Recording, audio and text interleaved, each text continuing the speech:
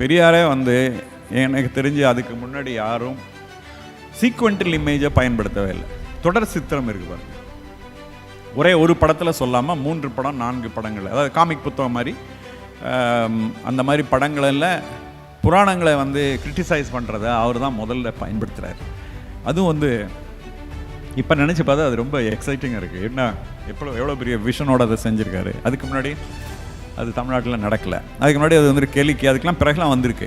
எப்போதுமே ஒரு counter aspect வந்து தமிழ்நாட்டில் இருந்திருக்கு. அதில் வந்து முக்கியமான ஒருத்தராக நாங்கள் இப்போ ஊடாடி பார்த்த விதத்தில் பெரியாரும் வந்து திராவிட இயக்கம் வருது, நீதி கட்சி வருது, திராவிட இயக்கம் வருது. எல்லோரும் எப்படி மீடியாவெல்லாம் வந்து அதுலேயும் விஷுவல் ஆஸ்பெக்டையும் எப்படி சேர்க்குறாங்க அப்படின்னா, இந்த மாதிரியான முயற்சி எப்பயுமே ஒரு பிராமண அரசியலும் அதில் ஊடாடி இடையில நடுவில் வருது. பத்திரிகை வர ஆரம்பிச்சிருது, நியூஸ் பேப்பர் வந்துடுது, அப்புறம் வாய்ப்புகள் அவங்களுக்கு இருக்குது. பத்திரிகை வந்தோடனே பத்திரிகையும் ஒரு காலகட்டத்தில் பிராமண சமூகத்தை சேர்ந்தவர்களே ஓவியர்களாகவும் இருக்கிறதுக்கான வாய்ப்பை தான் அது அமைச்சு கொடுக்குது. அந்த காலகட்டத்தில் நான் தேடி தேடி பார்த்தும் கூட இப்போதும் ஒரே ஒரு இமேஜ் தான். புரட்சியாளர்களை தூக்கில் தொங்க விட்டுருப்பாங்க பாருங்கள். கீழே எல்லாம் 2-3 பிணம் கிடக்கும், 4 பிணம் தொங்கும். ஒரு பிணத்தை எல்லாம் எடுத்துகிட்டு போகிறதுக்கு ஒரு சின்ன வண்டியோடு இருப்பார். அப்படி ஒரு ஃபோட்டோகிராஃபர் தவிர என்ன சொல்கிறாங்க, நம்ம தமிழ்நாட்டினுடைய வரலாறை சொல்கிற ஒரு இமேஜும் கிடையாது. அந்த 50 ஆண்டுகளில் ஒரு இமேஜும் கிடையாது. இன்றைக்கு வரைக்கும் அவ்வளோ பெரிய சைலன்ஸில் வந்து தமிழ்நாடு வந்துடுது.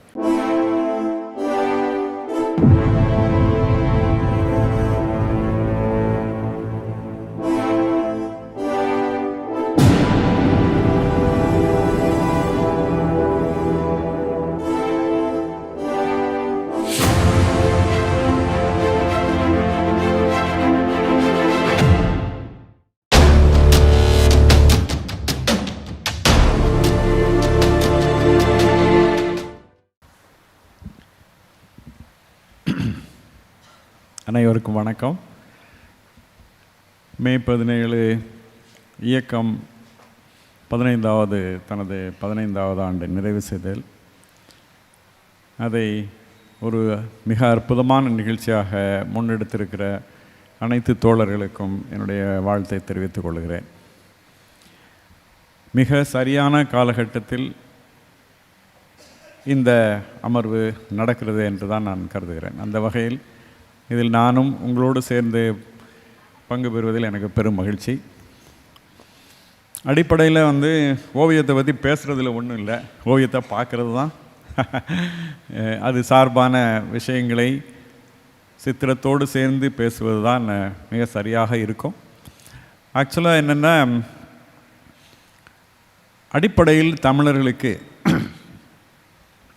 மிகப்பெரிய ஒரு காண்பியல் வரலாறு இருக்கிறது. அதுலேயும் வந்து ஒரு என்ன சொல்ல விஷுவல் லெகசி ஆஃப்டர் நமக்கு கீழடி போன்ற பல்வேறு நிலைகளெல்லாம் தாண்டி நமக்கு ஒரு மிக பெரிய மாபெரும் லெகசி நமக்கு இருக்குது. அது வந்து உங்களுக்கு எல்லாருக்கும் தெரியும். எல்லாம் உலகம் முழுமையிலும் இன்னும் நாம் வந்து மிக சரியாக உலகத்திற்கு இன்னும் வந்து காத்திரமாக சொல்லவில்லை என்று தான் நாங்களெல்லாம் பேசிக்கொண்டே இருப்போம். ஆக்சுவலாக வந்து என்னென்னா, தமிழ்நாடு அடிப்படையில் வந்து நீங்கள் என்னென்னா பெயிண்டிங்கை பற்றி படிக்கிறது, பெயிண்டிங்கை பேசுகிறது அப்படின்றது எங்கே இருந்து ஆரம்பிக்குதுன்னா, நான் முதல்ல நீங்கள் அதாவது என்ன சொல்லுங்கள், பார்க்குறது அப்படின்றது வந்து எல்லோரும் பார்ப்பாங்க. கண்ணை திறந்தாலே எல்லோரும் பார்ப்பார்கள். ஆனால் ஊன்றி பார்ப்பது அப்படின்றது தான் மிக மிக முக்கியமானது. ஊன்றி பார்க்கிறது, எதையும் ஊன்றி பார்ப்பது. இன்னொன்று வந்து அடிப்படையில் சமகாலத்தில் ஒரு காட்சிபூர்வமான விஷயத்தை பார்ப்பதற்கு எனக்கு வாய்ப்பு இல்லாத நிலையில் என்னை அறிந்தவர் அல்லது எனக்கு வேண்டியவருக்கு நான் வார்த்தைகளால் சொல்கிறதுன்றது ஒரு பகுதி, ஆனால் சித்திரத்தையே காண்பிப்பது ஒரு பகுதி.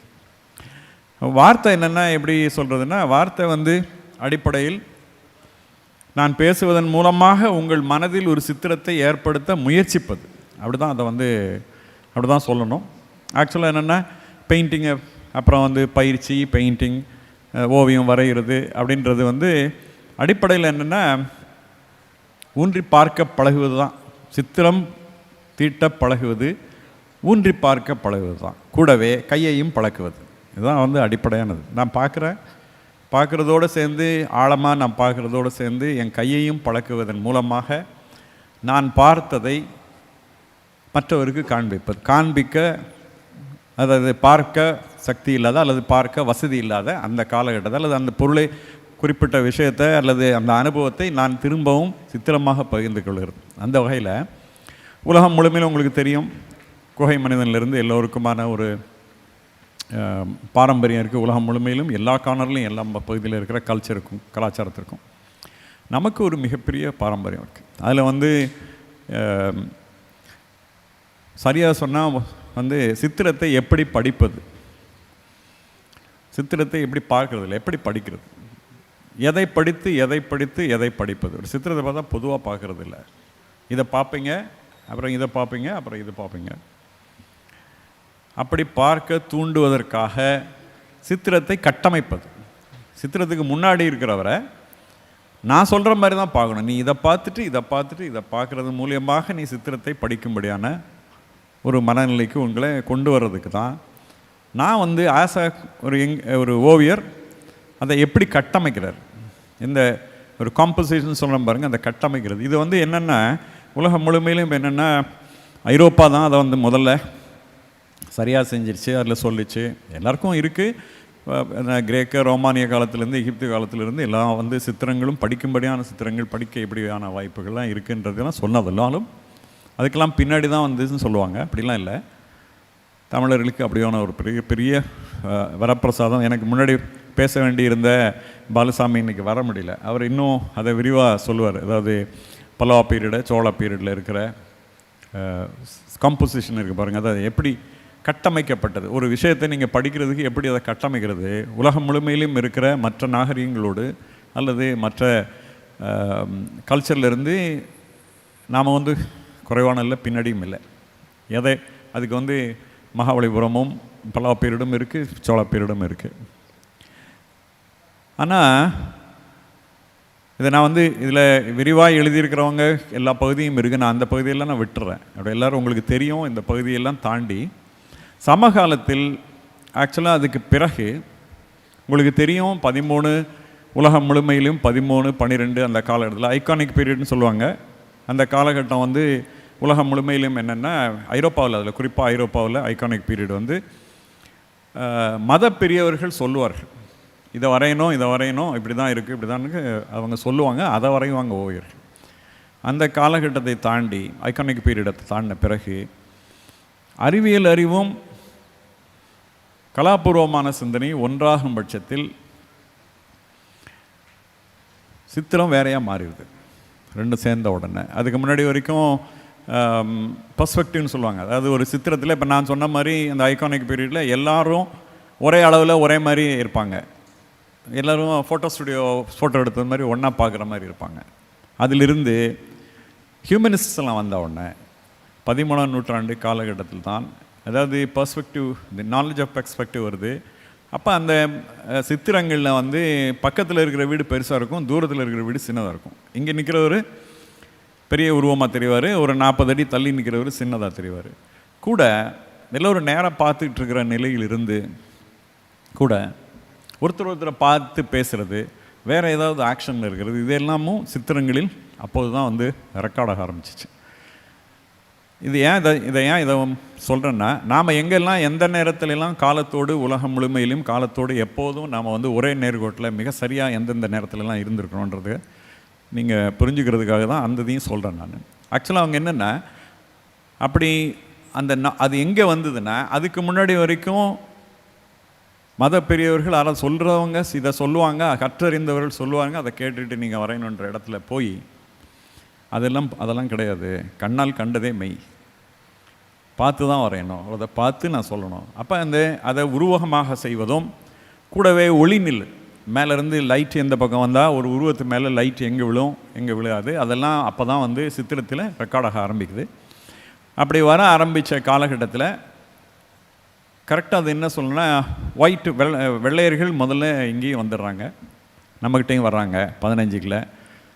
அந்த காலகட்டத்தில் நமக்கு அதுவரையில் இருந்த நான் இப்போ எப்படி சொல்கிறேன்னா, வெறும் தமிழர்னு மட்டும் இல்லாமல் தமிழ்நாட்டில் நடந்த மாற்றங்கள், அது வந்து தெலுங்கு பரிபாலனமும் இருந்துச்சு, நாயக்கர் கால இதுவும் இருந்து, இஸ்லாமிய இதுவும் இருந்தது. இந்த இன்ஃப்ளூயன்ஸ்லாம் இருந்தாலும் அது மூலயமாகவும் நமக்கு கிடைத்த கொடைகள் எல்லாம் சேர்த்து தான் நான் வந்து தமிழ் தன்மையோட ஆனால் ஒரு பகுதியாக அதையும் நான் சேர்த்து தான் பார்க்குறேன். எப்படின்னா நாயக்கர் பீரியடு வந்த பிறகு அது வரைக்கும் நமக்கு வந்து ஒரு கிராமர் இருந்துச்சு நமக்கு, நம்ம ஆர்ட்டுக்கு. எப்படின்னா ஆணை இப்படி தான் சொல்லணும், பெண்ணை இப்படி தான் சொல்லணும், இதான் உருவகம்.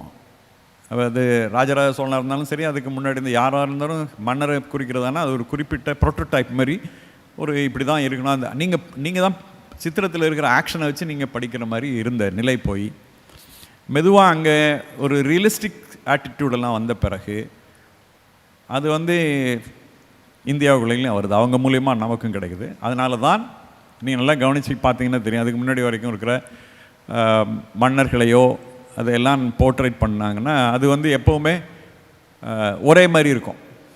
நீங்கள் அந்த கதையை வச்சு தான் நீங்கள் இன்னாருன்னு தெரிஞ்சுக்கிற முடியும். அப்படியான நிலையிலிருந்து மாறி நாயக்கர் பீரியடு வந்த பிறகு ரியலிசமும் சேர்ந்து நமக்கு ஏற்கனவே இருந்த கூறுகளோடு ரியலிசமும் சேருது, இன்னொரு பகுதியாக அது இருந்தால் அடிஷ்னல் டைமென்ஷனாக அதுவும் சேருது. அந்த வகையில் அது தமிழ்நாட்டில் நீங்கள் நல்லா பார்த்தீங்கன்னா, அதுக்கு முன்னாடி வரைக்கும் நான் இப்போ சொன்ன ராஜாவெல்லாம் இருப்பாங்க. அதுக்கு பிறகு நான் சொல்லுவேன், ஸ்கல்ப்சரில் வந்து திருமல் நாயகருக்கு தொந்தியெல்லாம் வந்துடுது. அதுக்கு முன்னாடி இதெல்லாம் கிடையாது, ரெக்கார்ட் பண்ணலை. அப்புறம் வந்து நீங்கள் பார்த்தீங்கன்னா அதுக்கும் பின்னாடி நாயக்கர் பீரியடுக்கும் பின்னாடி இருந்து சேதுபதி மன்னர்கள் காலத்து போர்ட்ரேட்லாம் பார்த்தீங்கன்னா மன்னர் அல்லது என்ன சொல்லுங்கள் பெரிய குடும்பத்தை, அதாவது பிரபு குடும்பமோ, அதாவது சிறு குறுநில மன்னர்களோ அல்லது ஜமீனோ இவங்கெல்லாம் எல்லாமே தான். அப்புறமேல் பிறகு பார்த்தீங்கன்னா குள்ளமாக இருப்பார், வயிறு பெருசாக இருக்கும், உயரமாக இருப்பார், ஷார்ப் நோஸாக இருக்கும், இதெல்லாம் ரெக்கார்ட் ஆரம்பிச்சிச்சு. இது ஏன் எதுக்கு இதை சொல்கிறேன்னா, உலகம் முழுமையிலும் இருக்கிற விஷயம் எப்பெல்லாம் பெறலுதோ அப்போல்லாம் வரும். என்னுடைய சின்ன வயசில் எங்கள் ஃபாதர் வந்து ஒரு ரிமார்க்கபிள் வேர்டு சொல்லுவார். அது வந்து இன்றைக்கி வரைக்கும் எனக்கு சரிதான் எப்பயுமே படும். அவர் எப்போ நினச்சாலும் அதை நினச்சிக்குவேன். அவர் சொல்லுவார் வந்து, புத்தர் காலத்திலேருந்து தென்பகுதி தனியாக தான்ப்பா யோசிக்குதுன்னு சொல்லுவார். எப்பயுமே தனியாக தான்ப்பா யோசிக்குது, எல்லாரும் போல் இந்தியாவுடைய மற்ற பகுதிகளே போல் இல்லை. தென்பகுதி எப்போதும் தனித்து, அது வந்து அது லிட்ரேச்சராக இருந்தாலும் சரி, ஆர்ட்டாக இருந்தாலும் பெயிண்டிங்காக இருந்தாலும் சரி, எந்த நடப்புகளும் பொலிட்டிக்கல் ஆஸ்பெக்ட்லேயும் சரி, எல்லா விதத்திலும் தென்பகுதி தனித்து தான் யோசிக்குதுன்னு சொல்லாது. இப்போ எல்லாம் இந்த இருக்கிற டாக்குமெண்டெல்லாம் சேர்த்து மொத்தமாக பார்த்தா அது சரிதான் எனக்கு எப்போவுமே தோணும். ஆக்சுவலாக என்னென்னா, ஏன் இதை சொல்கிறேன்னா, ஒயிட்டு வந்த பிறகு இன்னொன்று ஒரு பெரிய மாற்றம் நமக்கு என்னென்னா, ஒயிட்டு இங்கே வர்றாங்க, அப்புறம் வந்து அவங்க நம்மளை எஜுகேட் பண்ணுறாங்க.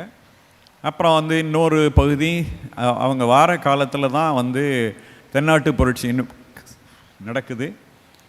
அப்புறம் வந்து after the south Indian revolution, அதுக்கு பிறகு 87 தான் வந்து சிப்பாய் மியூட்டினி வருது, இங்கே எல்லாத்தையும் ஆஃப் பண்ணிடுறாங்க. அந்த காலகட்டம் தான் நெப்போலியன் வராரு அங்கே ஈஜிப்டுக்கு. நெப்போலியன் வந்துட்டு போன பிறகு ஓரியன்டலிஸ்ட் வந்து நிறைய ஆயிடுறாங்க. அதாவது இதெல்லாம் பார்த்துட்டு போன பிறகு ஐரோப்பாவில் மிகப்பெரிய உங்களுக்கு தெரியும், மக்களாட்சி வந்த பிறகு பேலஸ் எல்லாம் அங்கே வந்து இதாகிடுது, எல்லாம் மியூசியம் கல்ச்சர் வந்துடுது. இங்கேருந்து கலெக்ட் பண்ணிட்டு போனதெல்லாம் வந்து மக்களுக்கு அசஸபிளான ஒரு இடத்துக்கு வந்துடுது. ஸோ இப்போ நம்ம பகுதியை சந்திக்கிறதுக்கு அல்லது பார்க்க வர்றதுக்கு ஒரு பெரிய படை வந்து ஓரியன்டலிஸ்ட் இங்கேயும் சேர்ந்து வராங்க. மேலே இந்தியாவுடைய மேல் பகுதி வழியாக வந்து கீழே வரைக்கும் வராங்க, நம்மகிட்டையும் வராங்க. மிகப்பெரிய ரெக்கார்டு வந்து அந்த காலகட்டத்தில் இருக்கிற ரெக்கார்டு உங்களுக்கு தெரியும், நீங்கள் பார்த்துருப்பீங்க. தாமஸ் டேனியல், வில்லியம் டேனியல் தான் வந்து இந்தியா முழுவதிலும் ட்ராவல் பண்ணி இதை வந்து பிக்சோரியல், அதாவது நான் சொல்கிறது ஒரு லேண்ட்ஸ்கேப்பாவோ, அது காசினா காசி, மதுரைனா மதுரை தெரு, தேரடி இருக்கிற தெரு, திருமலை நாயக்கர் மஹால், அப்புறம் குற்றாலம், நீ இன்னும் போனால் மலாக்கா, இங்கெல்லாம் போயிருக்காங்க. அவங்க தான் முதல் முறையாக வந்து பிக்சோரியலாக ரெக்கார்ட் பண்ணுறாங்க. அவங்க பார்த்து, அதுக்கு முன்னாடி ஃபோட்டோகிராஃப் கிடையாது, புகைப்படம் கிடையாது, அவங்க தான் முதல்ல ரெக்கார்ட் பண்ணுறாங்க. இதை பார்த்து, இதுக்கு முன்னாடி இருக்கிற இன்ட்ரெஸ்ட் உங்களுக்கு தெரியும், நம்ம வியாபார ரீதியாகவும் சொன்ன மாதிரி ஸ்பைசஸை தேடி வந்தவங்க தாண்டி இன்னொரு பகுதி மிகப்பெரிய இன்ட்ரெஸ்ட்டை ஐரோப்பாவுக்குள்ள தென்பகுதியில், அதுவும் வட மாநிலங்களுக்கு கிடையாது, தென்பகுதியை அவங்க பெயிண்ட் பண்ண இமேஜ் தான் பெரிய ஃபோர்ஸாக வந்து ஐரோப்பாவில் போய் நிற்குது. அது ஒரு பகுதி. அதுக்கு பிறகு நான் 1857 தான் ஒரு புகைப்படம். அதாவது அப்புறம் வந்து மெதுவாக ஓரியன்டலிஸ்ட் பெயிண்டர்ஸ் வரவங்க போக கூடவே அப்போ வந்து ஃபோட்டோகிராஃபி 50 கண்டுபிடிக்கப்பட்ட உடனே ஃபோட்டோகிராஃபரும் சேர்ந்து நானே வந்து எடுக்கிற ஓவியம் வரைகிறதுக்கு எனக்கான ரெஃபரன்ஸை நானே ஃபோட்டோகிராஃப் பண்ணுறவனு நான் வராங்க. அவங்க அப்படி தான் வராங்க. அதுலேயும் என்னென்னா தென்பகுதியில் வந்து தான் எல்லோரும் கூடுறாங்க. அது ஒரு ரிமார்க்கபிள் இது. அது வந்து அதில் வந்து நான் தற்செயலாக நான் பார்த்த ஒரு ஃபோட்டோகிராஃபர் மதுரையிலே வந்து இறந்துட்டார். இன்றைக்கும் என் நண்பர்கள்ட்டெல்லாம் சொல்லி அவர் கல்லறை எங்கே இருக்குன்னு தேடுங்க. நான் முத்துகிருஷ்ணன் நான் தான் சொன்னேன், எங்கேயாவது இருக்கும் கல்லறை தேடுங்க. வந்து ஜார்ஜ் கஸ்ன்னு ஒரு ஃபோட்டோகிராஃபர். அவங்க எல்லாமே தென்பகுதியில் வந்து அவர் தென்பகுதியில் 1911 இங்கே வந்து மதுரையிலே இறந்துடுறார். அதாவது என்ன இங்கே வந்து நல்லா சொன்னால் ஒயிட் வந்த பிறகு நான் சொன்னதெல்லாம் 1857 காலகட்டத்து தான் சிப்பாய் மியூட்டினி நடக்குது. ஆனால் ஏன் இதெல்லாம் சொல்லிட்டே வரேன்னா பின்னாடி நான் சொல்கிறது முக்கியமானது. அதுக்கு தான் இது உங்களுக்கு தெரிஞ்சால் நல்லா இருக்கும்னு நினைக்கிறேன் நான். ஆக்சுவலாக 57க்கு இடையில் தென்னாட்டு புரட்சியாளர்களுடைய காலத்துக்கும் 1801 அந்த காலத்துக்கும் 1857க்கும் இடையில் மிகப்பெரிய சைலன்ஸ் வந்து சவுத்தில் வந்துருக்கு. பிகாஸ் அவங்க யார் பெரிய ரிப்பலோ அவங்கள எல்லாத்தையும் க்ளோஸ் பண்ண உடனே அது எல்லாமே ஒரு பெரிய சைலன்ஸ் வந்துடுது. அதுக்கு இடையில் நான் தேடி பார்த்தும் கூட இப்போதும் ஒரே ஒரு இமேஜ் தான். புரட்சியாளர்களை தூக்கில் தொங்க விட்டுருப்பாங்க பாருங்கள். கீழே எல்லாம் 2-3 பிணம் கிடக்கும், 4 பிணம் தொங்கும். ஒரு பிணத்தை எல்லாம் எடுத்துகிட்டு போகிறதுக்கு ஒரு சின்ன வண்டியோடு இருப்பார். அப்படி ஒரு ஃபோட்டோகிராஃப் தவிர ஒரு என்ன சொல்கிறாங்க, நம்ம தமிழ்நாட்டினுடைய வரலாறை சொல்கிற ஒரு இமேஜும் கிடையாது. அந்த 50 ஆண்டுகளில் ஒரு இமேஜும் கிடையாது. இன்றைக்கு வரைக்கும் அவ்வளோ பெரிய சைலன்ஸில் வந்து தமிழ்நாடு வந்துடுது. அதுக்கு பிறகு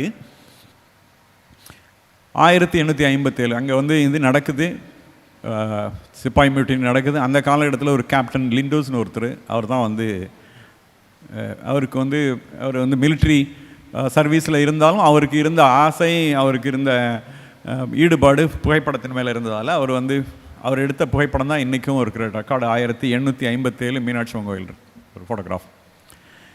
பிறகு எதுக்கு இதெல்லாம் சொல்கிறேன்னா, அப்படியே நீங்கள் கவனிச்சுட்டே வந்தீங்கன்னா மெதுவாக அந்த 50 ஆண்டுகளில் காலனியல் பீரியட் ஆர்டிஸ்டுகளுடைய இன்ஃப்ளூயன்ஸ் சவுத்துக்கு தான் முதல்ல கிடைக்குது. அங்கே இல்லை, அந்த பகுதியில் பெரிய ஒயிட்டெல்லாம் இல்லை. இன்னொன்று, இந்த 1850 காலகட்டத்தில் சென்னை ஓவியக் கல்லூரி நிர்மாணம் பண்ணிடுறாங்க. இந்தியாவிலே முதல் ஓவியக் கல்லூரி சென்னையில் தான். அப்புறம் அதுக்கு ஒரு வரலாறு இருக்குது, அது ஒரு பின்புலம் இருக்குது. ஆனால் என்னென்னா, கிட்டத்தட்ட காலனியல் பீரியடு பெயிண்டர்ஸ் வந்ததால் தான் ஒரு வசதி மிக்க குடும்பத்திலிருந்து வருகிற ரவிவர்மா மாதிரி ஒருத்தருக்கு அந்த எக்ஸ்போஷர் முதல்ல கிடைக்குது. தமிழ்நாடுன்னு இல்லை, நான் தென்பகுதியாக மொத்தமாக சேர்த்து சொல்கிறேன். நமக்கு தென்பகுதி யோசித்தது போல் வட மாநிலங்கள் யோசிக்கலை. இந்த முனைப்பு எப்போதுமே இங்கே இல்லை, இங்கேருந்து அது ஆரம்பிச்சிருக்கு. கூட இதுக்கு பின்னாடி என்னென்னா, இங்கேருந்து அவர் வந்து பெயிண்ட் பண்ணி எல்லாம் சக்தி அவருக்கு ஒரு இதை தன்னை வளர்த்துக்கிறதுக்கு அவர் இங்கேருந்து இதுக்கு போகிறாரு, பாம்பேக்கு போய் தன்னை வளர்த்துக்கிறதுக்கு. பல பெரிய ஜமீன்ஸு கிங் எல்லாம் அன்னைக்கு இருந்த குறுநில மன்னர்கள் எல்லாம் வந்து பெயிண்ட் பண்ணுறாரு. அதனால் ஒரு பணம் சம்பாதிக்கிறாரு. கூட அவர் அந்த காலகட்டம் தான் லித்தோகிராஃபி பிரிண்டிங்கும் அப்போ தான் முத வருது. லித்தோகிராஃபி வந்தவுடனே அந்த ஒரியோகிராஃபுன்னு சொல்லுவாங்க, அந்த ப்ரெஸ்ஸை அவரே நிர்மாணம் பண்ணுறார். பம்பாயில் அவரே நிர்மாணம் பண்ணி அவருடைய ஓவியங்களை அவரே பிரிண்ட் செய்ததுனால தான் இந்தியாவில் உள்ள எல்லா பூஜை அறைக்கும் அவர் படம் போயிடுச்சு. அப்படி தான் அந்த படம் போகுது. கூட அவர் இன்னொரு பெரிய வரலாறு என்னென்னு பல பேருக்கு தெரியாது. அவர் நிர்மாணித்த அந்த ஃபோட்டோகிராஃப் இது பிரிண்டிங் ப்ரெஸ்ஸில் வேலை பார்க்க இன்னொரு ஓவியர் தான் தாதா சாஹேப் பால்கே. அவர் தான் முதல் சினிமா எடுக்கிறார். அதனால் இது எல்லாத்துக்கும் ஒரு இன்டர்லிங்க் இருக்குது. நான் என்னென்னா, இந்த காலகட்டத்துக்கு பிறகு உங்களுக்கு தெரியும், பத்திரிக்கை வருது, நியூஸ் பேப்பர் வர ஆரம்பிச்சு. அதுக்கு முன்னாடி உலகம் முழுமையிலும் சித்திரங்களோடு இருக்கிற புத்தகங்களை பிரிண்ட் பண்ணுறதுக்கான இடம் வந்துடுது.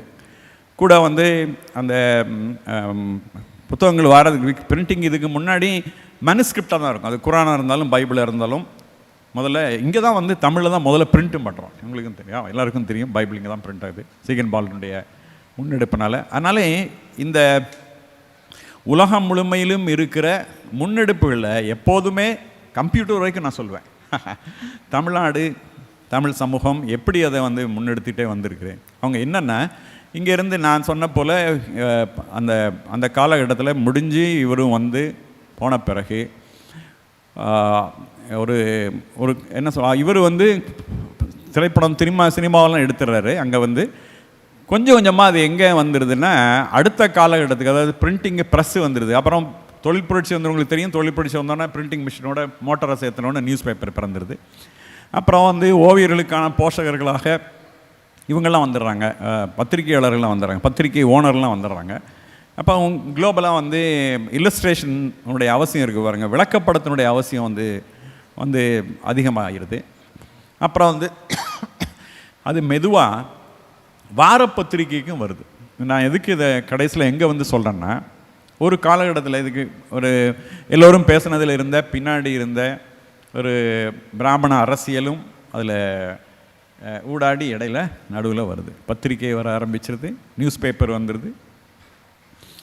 அப்புறம் வாய்ப்புகள் அவங்களுக்கு இருக்குது. பத்திரிகை வந்தோன்னா பத்திரிகையும் ஒரு காலகட்டத்தில் பிராமண சமூகத்தை சேர்ந்தவர்களே ஓவியர்களாகவும் இருக்கிறதுக்கான வாய்ப்பை தான் அது அமைச்சு கொடுக்குது அந்த காலகட்டத்தில். அதில் வந்து இந்த மோஸ்ட் இன்ஃப்ளூயன்ஷியல் ஆர்டிஸ்ட்டும் அதில் ஒர்க் பண்ணியிருக்காங்க. கோகுல் மாதிரி சில அற்புதமான கலைஞர்களும் இருந்திருக்காங்க. ஆனால் எல்லாத்தையும் தாண்டி எப்போதுமே ஒரு கவுண்டர் ஆஸ்பெக்ட் வந்து தமிழ்நாட்டில் இருந்திருக்கு. அதில் வந்து முக்கியமான ஒருத்தராக நாங்கள் இப்போ ஊடாடி பார்த்த விதத்தில் பெரியாரும் வந்து திராவிட இயக்கம் வருது, நீதி கட்சி வருது, திராவிட இயக்கம் வருது. எல்லோரும் எப்படி மீடியாவெல்லாம் வந்து அதுலேயும் விஷுவல் ஆஸ்பெக்டையும் எப்படி சேர்க்குறாங்க அப்படின்னா, இந்த மாதிரியான முயற்சி எப்பயுமே வட மாநிலங்களில் இல்லை.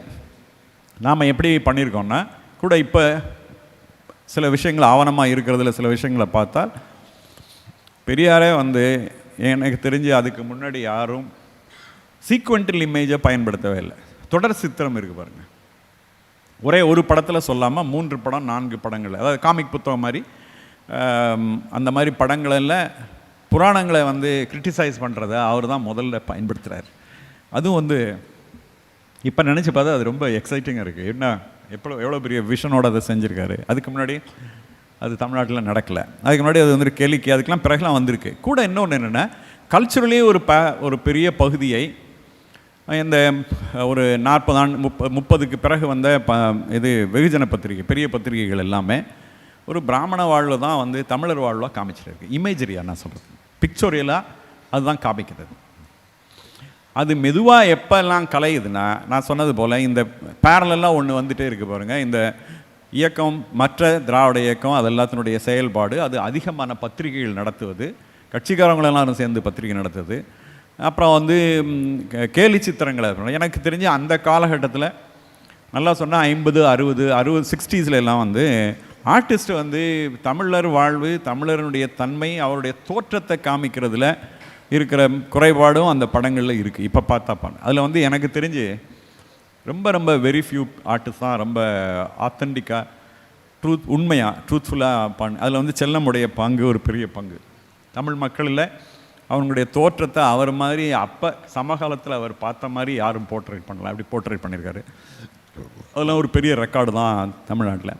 கூட இதையெல்லாம் தாண்டி ஒரு காலகட்டத்துக்கு பிறகு மெதுவாக அது எப்போ உதிருதுன்னா, வந்து பெரிய பத்திரிகைகள் வருது. அப்புறம் ஒரு ஏன் இதை சொல்கிறேன்னா, தமிழ் சமூகம் தான் இந்த சென்ட்ரல் இந்தியாவிலையும் நடுவில் இருக்கிற சென்ட்ரல் இந்தியாவில் இருக்கிற ராஜா ராணிகளினுடைய தோற்றத்தையும் அரசு சபையினுடைய தோற்றத்தையும் தான் பாசி தியேட்டர் வந்து சுவீகரிச்சிச்சு. அந்த இமேஜ் இருக்குது பாருங்கள், அதாவது அந்த நாடகத்தினுடைய காஸ்டியூமு, பழைய காஸ்டியூம் இதெல்லாம் வாங்கி தன்னுடைய மாடல்களுக்கு போட்டு தான் படம் வரைஞ்சார் ரவிவர்மா. ஆகையினால் ரவிவர்மா படம் ஒரு ரெஃபரன்ஸ் ஆகி அதுவே மராட்டிய சினிமாவுடைய தோற்றமாக மாறிவிடுது. அப்புறம் மராட்டி சினிமாவிலேருந்து இங்கே வந்ததுனால, இங்கே வந்தோன்னா நீங்கள் என்ன அப்போ வந்து தமிழ் படம் எடுக்கலை, தென்னிந்திய சினிமா அது. அப்போ வந்து இது கன்னட படமாக இருந்தாலும் சரி, தெலுங்கு படமாக இருந்தாலும் சரி, மலையாள படமாக தமிழ் படமாக இருந்தாலும் எல்லாமும் ஒரே ஸ்டுடியோவில் ஒரே தோற்றத்தில். அதனால் அது தென்னிந்திய சினிமாவாக இருந்தது. அப்பையும் அதோட தென்னிந்திய சினிமாவோட தோற்றத்துலேயும் அது மராட்டிய தோற்றத்தில் தான் வந்துச்சு. மராட்டிய தோற்றத்தை வாங்கிக்கிட்டதுனால அதில் தனித்த தமிழ் தன்மை கொண்டதான இமேஜு இல்லை. அப்படியான ஒரு இடத்த, அதாவது இன்விசிபிளாக அது வந்து நம்மளை விஷுவலாக இருக்கிற பகுதியை லூஸ் பண்ணிட்டோம். நம்ம அது பண்ணனா அது வந்து சினிமாக்காரங்களுடைய குறையும் இல்லை. அன்றைக்கு கிடைச்ச தரவு அதை வச்சுட்டு அவங்க வந்து ஒரு தொழில் பண்ணுறாங்க. அதனால் அது வந்து மெதுவாக சேர்ந்துருது. இப்போ 200 இமேஜ் 200 வருஷ படிமங்களை நீங்கள் சேர்த்து வச்சு பார்க்கும்போது தான் எங்கேயோ நம்மளுடைய தோற்றத்தை நாம் வந்து இழந்துட்டது. அதனால தான் அது எங்களுக்கு காலப்போக்கில் என்ன போல சில ஓவியர்களோட நாங்கள் மூத்த ஓவியர்களோட பேசுனதில் கூட இல்லை. என்னென்ன ஓவியக் கல்லூரிக்கும் ஒரு வரலாறு இருக்குது. அது வந்து நான் சொன்னது போல் அலெக்சாண்டர் ஹண்டர் அதை ஆரம்பிக்கிறாரு. அப்புறம் வந்து கிராஃப்ட் செய்கிறவங்கள தான் கொண்டு வந்து சேர்க்குறாங்க. அப்புறம் உங்களுக்கே தெரியும், இல்லை இப்போ எல்லிசப் சொன்னது போல் ஆவணப்படுத்துறதுல அவங்க ஒரு மிகப்பெரிய ஆவல் இருந்து அவங்க ஆவணப்படுத்தின மாதிரி இப்போ நினச்சி பார்த்தா அதை பார்த்தா கூட ஆச்சரியமாக இருக்குது. அப்படி ஒரு ஆவணப்படுத்தியிருக்காங்க. அதனால தான் மியூசியம் வருது. அப்புறம் மியூசியமோட கனெக்டடாக இருக்கிறனால ஓவியக் கல்லூரி வேறொரு பகுதிக்கு வருது. அடுத்த இடம் சுதந்திரத்துக்கு முன்னாடி ராய் சௌத்ரி, தென் ராய் சௌத்ரிக்கு பிறகு தென்புலத்திலிருந்து ஒரு மிக முக்கியம், அதாவது பணிக்கர் வர்றாரு. பணிக்கருக்கு பிறகு தனபால் மாதிரி ஆட்கள் கூட வந்து ஒரு என்ன சொல்லுவாங்க, தமிழ் கலையோடு தமிழ் சமூகத்தினுடைய நேரடியான தொடர்பு இருந்த மக்கள். அதனால தான் அவர் ஔவையாரை செய்கிறாரு. அதனால தான் பெரியாரை உட்கார வச்சு ஸ்கல்ப்சர் பண்ணுறாரு. இப்படி ஒரு பெரிய எப்போதுமே காண்பியல் மரபு, தமிழ்நாட்டினுடைய காண்பியல் மரபு பேரலாக உலகம் முழுமையில் என்ன நடக்குதோ அதோடு சேர்ந்து தான் நடந்திருக்கு. அது வந்து இப்போ மொத்த தரவுகளையும் சேர்த்து பார்க்கும்போது தான் நமக்கு தெரியுது. அதோட அடுத்து எனக்கு தெரிஞ்சு தென்பகுதி பயன்படுத்தினது போல் ஆரம்பத்தில் கம்ப்யூட்டரை வேறு எந்த மாநிலமும் பயன்படுத்தலை. தமிழ் தான் முதல்ல அதிகம் பயன்படுத்துச்சு. ஆகையினால இப்போ வந்து அப்படி ஒரு இடம் வந்து இப்போ நான் எதுக்காக இதை வந்து வைக்கிறேன்னா, கடைசியில் இப்போ நாங்கள் சந்திக்கிற இன்னொரு பகுதி எங்கேயோ ஒரு இடத்துல இப்போ இந்த மாதிரி ஒரு மே 17 திருமுருகன் வந்து இந்த மாதிரி ஒரு அமைப்பை இதை ஏற்படுத்தி இது தொடர்ந்து நடக்கணும் போல் எனக்கு தோணுது. எனக்கு பெரிய ஆவலை இருக்குது. எவ்ரி இயர் வந்து இந்த மாதிரியான ஒரு எக்ஸ்சேஞ்சை வந்து பலர் வந்து சொல்கிறதுக்கான ஒரு ஸ்பேஸை வந்து ஏற்படுத்தணுன்னா, ஏன்னா ஒரு சின்ன தேக்கமும், அதாவது மூமெண்ட்டாக சொல்கிறதுல மெதுவாக அது கடமையாக போயிட்டதாகவோ ஆகையினால் அது வந்து எங்கே ஒரு இடத்துல நின்றுடக்கூடாது அப்படின்றதில் திரும்பி இப்போ எல்லோரும் பேச வேண்டிய நிர்பந்தமும் பேசுகிற பகுதியுமாகவும் இருக்கும் பட்சத்தில் இனிமேல் வந்து கூட நாங்கள் இப்போல்லாம் வந்து ஒரு 1 இயராக ஏஐயில் வேலை பார்க்குறோம். ஆர்டிஃபிஷியல் இன்டெலிஜென்ஸை வேலை பார்க்குறோம். அது வந்து முதல்ல எங்களுக்கெல்லாம் ஒரு பயத்தை ஏற்படுத்தினாலும் நீங்கள் அதை வந்து நிராகரிக்க முடியாது. அதோட சேர்ந்து தான் நீங்கள் பயணிக்கணும். கூட இப்போ தெரிஞ்சிருச்சு, நான் வந்து என்னென்னா எனக்கு அது அடிமையாக, எனக்கு அது வேலை செய்வதாக நான் மாற்றிக்கிறணும். நான் அதை பார்த்து பயந்து ஓடக்கூடாது. இப்போ ஏன்னு சொன்னேன்னா, ஒரு வருஷத்துக்கு முன்னாடி நான் வந்து தமிழ் குழந்தை இமேஜ் அதை ரெண்டர் பண்ணோன்னா தமிழ் குழந்தை அல்லது ஒரு தமிழ் பெண், தமிழில் ஒரு ஹவுஸ் ஒய்ஃபு, அவங்கள வந்து போர்ட்ரேட் பண்ணி காமின்னா அது சீன பொண்ணை தான் காமிச்சிச்சு. சீன பொண்ணை தான் காமிச்சிச்சு. அப்புறம் மெதுவாக ஒரு காலகட்டம்னா இந்திய பொண்ணை காமிக்குது. அதாவது டிஸ்டிங்டிவாக நம்ம வந்து கல்ச்சுரலி இருக்கிற எலிமெண்ட்டெல்லாம் சேர்த்து வந்து சொல்லாததுக்கு என்னென்னா, வேறு ஒன்றும் காரணம் இல்லை. பொது வெளியில், உலகம் முழுமையிலும் இருக்கிற பொது வெளியில் தமிழ் சார்ந்த படிமம் குறைவாக இருப்பதனால் அதுக்கான தரவு அதுக்கு இல்லாமல் இருந்தது. இப்போ ஒரு 1 இயரில், ஒரு வருஷத்தில் வந்து பரவாயில்ல அப்படின்ற இடத்துக்கு அது வந்துடுச்சு. ஏன்னா நான் எவ்ரிடே அதுவும் அறிவு அதுக்கு கூடுது தானே. அந்த வகையில் வந்து இப்போ வந்து தமிழ் சார்ந்த விஷயத்தை சொல்கிறதுக்கான ஒரு இடமும் வந்துடுச்சு. கூட என்னுடைய ஆவல் வந்து அடுத்து வருகிற சமூகம், தமிழ் சமூகம், அதுலேயும் குறிப்பாக இந்த இடத்தையும் விட்டுறக்கூடாது அப்படின்னு சொல்கிறதுக்கு தான் நான் இந்த மேடையை பயன்படுத்திக்கிறேன்னு நான் நினச்சேன். அந்த வகையில் வந்து இது இதுவரையில் நடக்காத எனக்கு பெரிய மகிழ்ச்சி. இப்படி வந்து பல்வேறு துறை சார்ந்த அறிஞர்கள் எல்லோரும் சேர்ந்து கூடி ஒரு 2 நாள் பேசுவதற்கான, கலந்துரையாடுவதற்கான வாய்ப்பு இருக்கிறது வந்து எனக்கு பெரும் மகிழ்ச்சியாக இருக்கிறது. அந்த வகையில் என்னுடைய ஆதங்கத்தையும், அதாவது கூட என்னென்னா, எங்களுக்கு இப்போ நான் சொன்னேன் பாருங்கள், அப்படி ஒரு இமேஜ் 200 இயர்ஸாக இருக்கிற இமேஜ் வந்து சேர்த்து பார்க்கும்போது அது வந்து இல்லை, அப்படின்னோடனே தான் நாசர், அது வந்து அந்த உதாரணத்தையும் உங்களுக்கு சொல்லிடுறேன். நாசர் என்னென்ன ஒரு படம் எடுத்தாப்புல, நானும் அதில் ஒர்க் பண்ணேன் ஆர்ட் டைரக்டராக. அது வந்து தேவதைன்னு ஒரு படம். அந்த படத்தில் இதெல்லாம் நாங்கள் பேசிகிட்டே இருந்தனால நாசர் மாதிரி ஒரு ஆர்டிஸ்ட்டுக்கு ஒரு விஷன் இருக்கிறனாலையும் என்னை லெட் அவுட் பண்ணாப்புல, இதெல்லாம் செஞ்சு பார்க்கணும். அப்போ நாங்கள் என்ன செஞ்சோன்னா, அந்த படத்துக்கு முதல்ல கோடம்பாக்கத்துலேருந்து எதையும் வாடகைக்கு எடுக்கிறதில்ல அப்படின்னு முடிவு எடுத்து நாங்களே எங்களுக்கு கிடைச்ச தரவில் அதில் வந்து ராமசாமியும் அதில் வந்து நாங்கள் என்னென்னா எங்களோடு சேர்ந்து இருந்தவங்க எல்லார் முகமும் அதில் வந்துடணும்னு சொல்லி, ராமசாமி இங்கே இருக்கார், அது எனக்கு பெரிய மகிழ்ச்சி எனக்கு. எல்லோரும் சேர்ந்து தான் அதில் உள்ள ஒரு 1/2 hour 1/2 மணி நேரத்தை நாங்கள் செயல்படுத்தினோம் அந்த இதில். ஆனால் இப்போ பரவாயில்ல, இப்போ அது வந்து அடுத்தடுத்து வர்ற கலைஞர்கள் அந்த மாதிரியான புது பகுதியிலலாம் எக்ஸ்ப்ளோர் பண்ணுவாங்கன்னு நான் நினைக்கிறேன். கூட இன்னொன்று என்னென்னா, இப்போ நான் சொன்னேன் பாருங்கள், ஒரு 20-25 வருஷத்துக்கு முன்னாடி இதே மாதிரி ஐராவதம்மா வந்து அப்போ ஆதி சார் நாங்கள்லாம் வந்து முதல்ல பொதுவெளியில், அதாவது சிறுபத்திரிகை அதுவும் ஒரு பெரிய அரசியல் தான், அதுவும் பிராமண அரசியல் தான். அதிலிருந்து நாங்கள் ஒர்க் பண்ண காலகட்டத்திலேருந்து பெரிய பத்திரிகைக்கும் சிறு பத்திரிகைக்கும் ஒரு சின்ன கேப் இருந்தது. இதெல்லாம் நவீன ஓவியம்லாம் அதில் தான் வரும், இதெல்லாம் கிடையாது, இது எங்களுக்கான இது இல்லை. அதில் சாவின்னு ஒரு ஆசிரியர் இருந்தார், அவரோடய நான் சண்டை போட்டிருக்கேன் நான் அந்த சின்ன வயசில். நீங்கள் என்ன பிக்காசோ படத்தையே போட்டு இதில் ஒரு பெண் உருவம் தெரிகிறதாம் தான் போடுறீங்க, அப்படிலாம் போடக்கூடாது, நாங்கள் போய் ஃபைட் பண்ண ஒரு தடவை. ஆக்சுவலாக என்னென்னா, அந்த அதுக்கப்புறம் இப்போ வந்து ஒரு பெரிய பத்திரிகைக்குள்ளேயும் நாங்கள் வந்து ஒர்க் பண்ண பிறகு அது வேறு மாதிரியான ஒரு ஷேப்புக்கு வந்துருச்சு. இப்போ நீங்கள் அதை தவிர்க்க முடியாத இடத்துக்கு வந்து ரெண்டும் இன்டெக்ரலாக வந்து சேர்ந்த உடனே சினிமாவுக்குள்ளேயும் அது கனெக்ட் ஆன உடனே பாசிபிலிட்டி இப்போ வந்து இப்போ சமீபத்தில் சில யங் ஃபிலிம் மேக்கர்கள் யூஸ் பண்ண பகுதியெல்லாம் கொஞ்சம் சிறப்பான ஒரு பகுதிக்கும் கொண்டு வந்துட்டாங்க. அந்த வகையில் இது வந்து எப்போதும், அதாவது அந்த கண்ணி அருந்திராமல் தொடர்ந்து நீங்கள் இதை செயல்படுத்துறதுக்கான கலைஞர்களையும் இந்த சூழல் வந்து ஏற்படுத்தும்னு நான் நம்புகிறேன். நன்றி இந்த வாய்ப்புக்கு. வணக்கம்.